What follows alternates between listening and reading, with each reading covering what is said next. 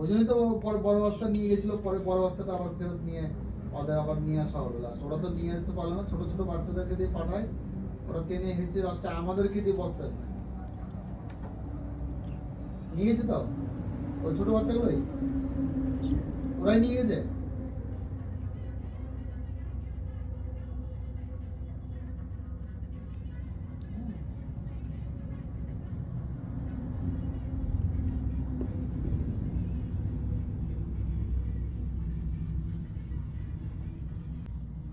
খালি মাসিদেরকে বলবা যে ওখানে থাকতে, বাচ্চারা যদি আসে, ওই যে আজকে তো আসতে পারবে না, তাহলে চলে যাও, ওই উনি আজকে অফিসে চলে গেছে।